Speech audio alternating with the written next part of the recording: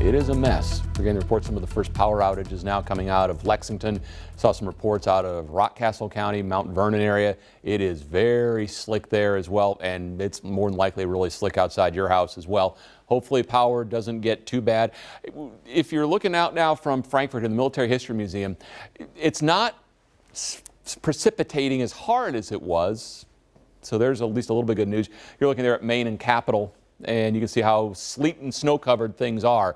A little more snow and sleet compared to the freezing rain aspects there in Frankfurt. As we look to the southeast, it would become more in the way of ice. This is a live look from St. Joseph Hospital. We have the St. Joseph Health Weather Bug camera. Get out of the way so you can see Broadway.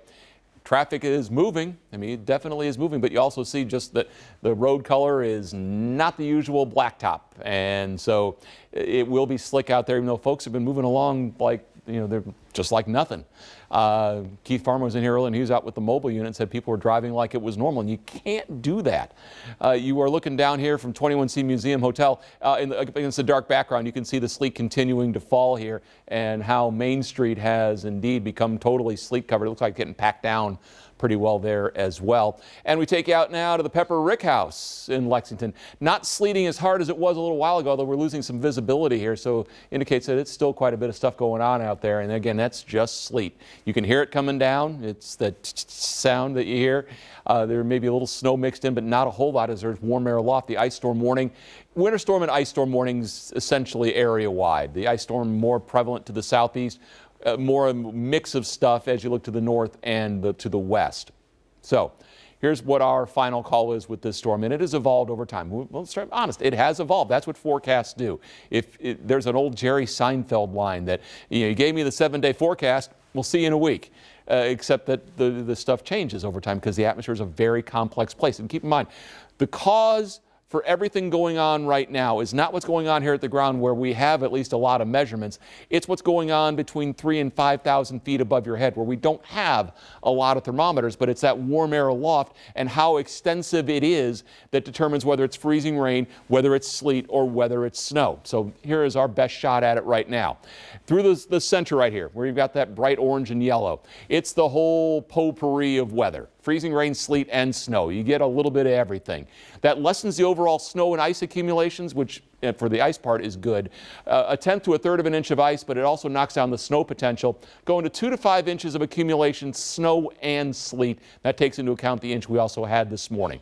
To the northwest, it's all snow. Louisville, Cincinnati, you are looking at extensive snow there, and that'll be 4 to 8. And you go even western Kentucky, they're going to be pushing a foot.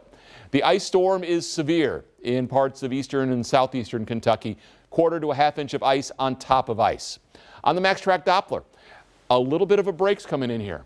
And we've been talking about that little dry slot trying to work its way eastward. That'll give us a little bit of a lull here for a while, but more stuff is assembling down here toward the Lake Cumberland area, so we'll push all of that through, and there's more stuff back into middle Tennessee. So again, this is just a dry pocket here, but it will start to fill back in. One of the things that might be going on, and we talked about this starting earlier, was some of the big storms down here in the deep south may be robbing some of the moisture coming northbound. We've seen it happen many times, and that may shave the top end off of some of the worst accumulation possibilities. We also see here is the spiraling. There's your upper level low that is driving a lot of this at this point. Lexington went up to 25. We're at 20 when we started this at 1 o'clock when I started at 1.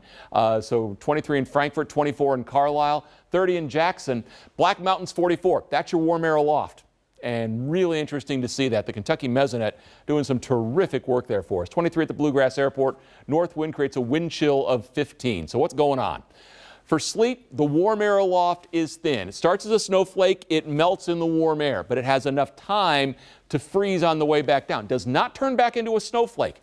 It turns into an ice pellet, and that's sleet. When the warm air is thicker or closer to the ground, it does not have a chance to refreeze, so it falls as water, spreads out, and then it freezes on everything else, the trees, the power lines, and the roads, and that's the freezing rain. Northwest shift means less snow overall, and the President's Day storm, more freezing rain and sleet because of that northwest shift for many of us. Significant travel and infrastructure impacts are certainly within the cards here. And on the trees and the power lines, we've got ice on ice, which is adding weight and stress to what is already a stressful situation for those because they've had ice on them for now getting close to a week.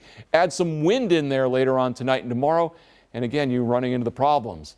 Somebody's going to complain that they didn't get the snow that they were promised. Well, you're getting ice and sleet in addition, but the sleet is the accumulation killer. But this is a high intensity storm compared to what the long duration was last week, mixing Arctic air and tropical moisture. And again, the impacts can indeed be long lasting.